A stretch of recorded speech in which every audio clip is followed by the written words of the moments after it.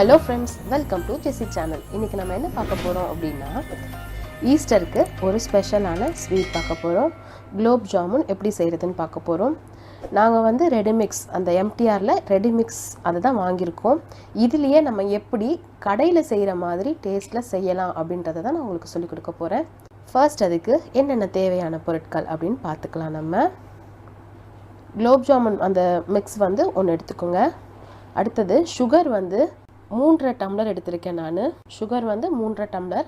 அதில் வந்து 4 டம்ளர் வர மாதிரி கணக்கு போட்டிருப்பாங்க. ஆனால் 3 போட்டிங்கனாலே உங்களுக்கு ஸ்வீட் சூப்பராக இருக்கும். ஸோ 3.5 டம்ளர் நாங்கள் எடுத்திருக்கோம். அப்புறம் ரோஸ் எசன்ஸ் வந்து நான் எடுத்திருக்கேன். இது வந்து ஆப்ஷனல், நமக்கு வேணும்னா நீங்கள் யூஸ் பண்ணிக்கலாம். இது போட்டிங்கன்னா அப்படியே கடையில் எப்படி இருக்குமோ அதே டேஸ்ட் வந்து வரும். உங்களுக்கு அந்த எசன்ஸ் ஸ்மெல் பிடிக்காது அப்படின்றவங்க ஏலக்காய் வந்து சேர்த்துக்கலாம். ஃபர்ஸ்ட் வந்து அந்த ரெடிமிக்ஸ் மாவை வந்து நம்ம ஒரு பவுலில் சேர்த்துக்கிட்டு கொஞ்சம் கொஞ்சமாக தண்ணி தெளித்து நம்ம அதை ஒரு நல்லா எப்படி சொல்கிறது, சப்பாத்தி மாவு மாதிரி நம்ம பிசைஞ்சு வச்சுக்க போகிறோம். ரொம்ப தண்ணி சேர்த்துறாதீங்க. பாருங்கள், இந்த மாதிரி இருந்தால் போதும். அது வந்து ஒரு 5 நிமிஷம் நீங்கள் வந்து அப்படியே விட்டுருங்க, ஊற விட்டுருங்க. அதுக்கப்புறம் கையில் எண்ணெய் இல்லைன்னா நெய் ஏதாவது ஒன்று கையில் தேய்ச்சிக்கிட்டு நீங்கள் ரவுண்ட் பண்ணுங்கள். ரவுண்ட் மட்டும் சின்னதாகவே பிடிக்கலாம். ஏன்னா அதுக்கப்புறம் நம்ம பாகில் போடும்போது நல்லா ரவுண்டு பெருசாக வந்துடும் நமக்கு. அது வந்து ஒரு சின்ன இந்த கீரல்லாம் இல்லாதபடி, வெடிப்பு இல்லாத மாதிரி அழகாக உருட்டி வச்சுக்கோங்க. இந்த மாதிரி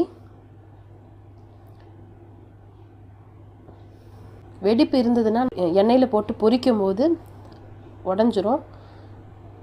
ஒரு பாத்திரத்தில் இப்போ நம்ம 3.5 டம்ளர் வந்து சர்க்கரை எடுத்துருக்கோம். அதே அளவு 3.5 டம்ளர் தண்ணி எடுத்துக்கணும். 3.5க்கு 3 தண்ணி.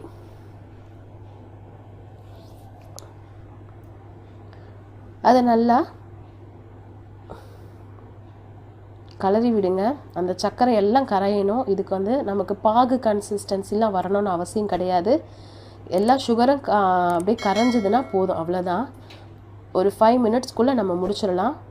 சுகர் பார்த்துக்கோங்க, தூசி ஒரு வேளை இருந்தது அப்படின்னா லைட்டாக கரைஞ்சதுக்கு பிறகு ஒரு அரிப்பு வச்சு அரிச்சிட்டு அதுக்கப்புறம் மறுபடியும் கொதிக்க வைங்க. நல்லா ஒரு 5 நிமிஷம் கொதிச்சா போதும்.